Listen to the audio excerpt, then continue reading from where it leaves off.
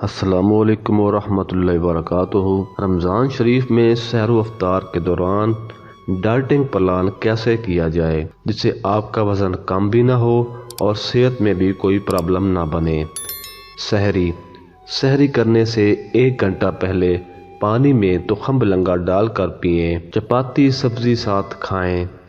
کدو کا سالن زیادہ بہتر ہے۔ بکرے کا شوربہ استعمال کریں۔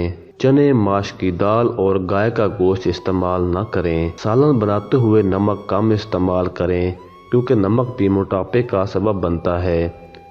سرخ مرچ کے متبادل سبز مرچ سالن میں ڈالیں۔ سبز مرچ کے استعمال سے ڈائریا کے چانسز بھی کم ہو جاتے ہیں۔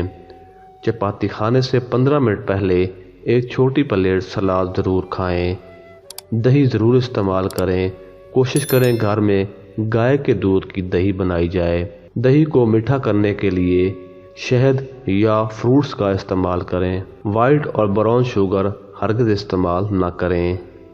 جو کا دلیا اور جو کی روٹی کا استعمال کریں۔ چائے کی جگہ گرین ٹی لیں۔ تازہ پانی استعمال کریں۔ نارمل ٹھنڈا پئیں۔ یک ٹھنڈا پانی ہرگز نہ پئیں۔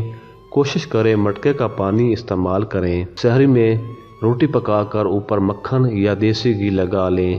یہ موٹاپا پیدا نہیں کرتا۔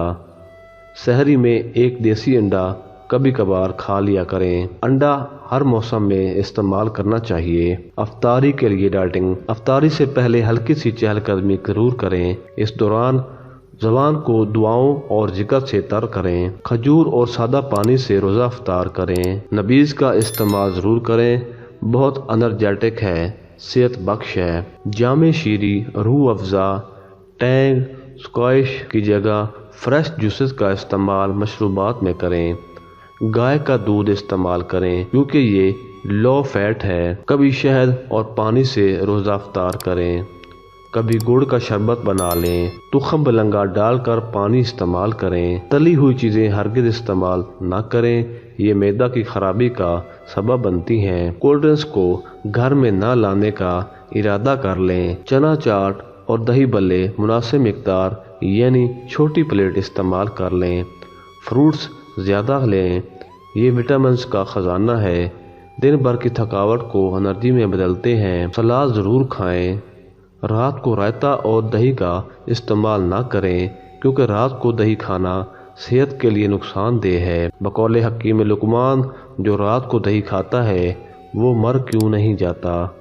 سب سے بڑھ کر حلال اور طیب کھائیے، پیٹ بھر کر نہ کھائیں۔ کھانا سنت کے مطابق بیٹھ کر اور چبا کر کھائیں۔ جزاک اللہ۔